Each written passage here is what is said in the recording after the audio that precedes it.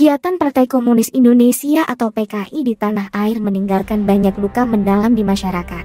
Para jenderal Angkatan Darat tidak hanya membunuh mereka yang tidak memiliki ideologi yang sama, tetapi juga menjadi korban kebrutalan komunis. Salah satunya adalah Jenderal A.H. Nasution, yang berhasil lolos dari pembantaian yang mengerikan itu. Pada malam mengerikan itu, A.H. Nasution menikmati malam sambil beristirahat. Tidak ada yang percaya bahwa pada hari itu akan terjadi peristiwa bersejarah yang masih dikenang oleh generasi muda bangsa ini. Sebuah penculikan yang terencana dengan baik di jajaran komunis Indonesia. Salah satunya adalah Jenderal A.H. Nasution yang termasuk dalam daftar mereka.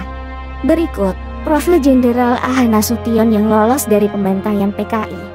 Wait, sebelum lanjut, pastikan tempatnya nyaman buat rebahan, siapkan cemilan kesukaanmu, dan happy watching Bestia.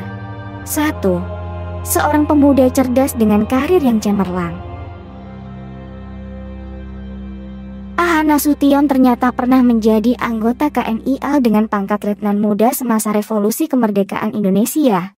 Ia nekat kabur dari unitnya setelah Jepang masuk ke Indonesia dengan cara bersepeda dari Jawa Timur ke Jawa Barat. Ketika Indonesia merdeka, ia kemudian bergabung dengan Tentara Republik. Karirnya menanjak dengan cepat karena dianggap masih muda dan berpengalaman di militer. Apalagi setelah kematian Urip Sumoharjo dan Sudirman, ia akhirnya menjadi orang nomor 1 di Angkatan Darat.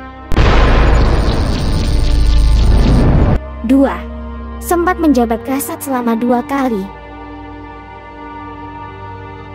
Dalam sejarah Indonesia, Jenderal Abdul Haris Nasution adalah satu-satunya perwira tinggi ABRI yang 2 kali menjabat sebagai Kasat.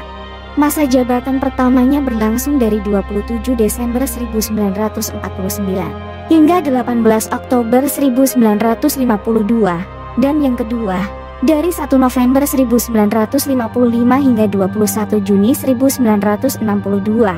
Padahal, rata-rata posisi prestisius tersebut dijabat tak lebih dari 2 tahun di masa sekarang. 3. Awal mula dui fungsi ABRI. Jenderal A.H. Nasution juga dikenal sebagai pencipta dui fungsi ABRI saat itu. Program sang jenderal tersebut memungkinkan militer terutama perwira senior untuk masuk pemerintahan dan menjadi politisi. Persepsi ini kemudian menyebabkan para jenderal ikut campur dalam semua bidang kehidupan sipil atas nama stabilitas nasional. Maka jangan heran bila pada masa sebelum rezim Orde Baru, banyak mantan petinggi TNI menjadi menteri dan pimpinan perusahaan ternama. 4. Pernah berseteru dengan Presiden Soekarno. Hal ini sebenarnya disebabkan oleh rasa frustrasi A.H. Nasution terhadap Soekarno. Dia menyerukan pembubaran DPR, yang dia lihat sebagai upaya politisi untuk mencampuri urusan internal tentara. Bahkan Nasution sempat mengarahkan meriam tank dan kendaraan lapis baja menuju Istana Negara agar Soekarno menuruti keinginannya. Bung Karno, yang akhirnya menolak permintaannya, mencopot Nasution sebagai panglima militer. 5. Selamat dari upaya pembunuhan PKI. A.H. Nasution tidak hanya berseteru dengan Soekarno. Ia juga sempat berurusan dengan pengawal Presiden Cakrabirawa pada malam kejadian G30 SPKI. Namanya ada dalam daftar jenderal yang harus segera dilenyapkan. Untungnya, dia berhasil melarikan diri ketika dia melompati tembok dan berlindung di gedung kedutaan Irak di sebelah rumahnya.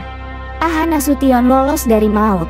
Dalam peristiwa itu, putrinya Ade Irma Suryani menjadi korban penembakan. Sejarah selalu berjalan beriringan dengan politik, meski terkadang tidak berhubungan. Entah kenapa nama A.H. Nasution juga masuk menjadi target untuk dibunuh oleh pasukan Cakrabirawa.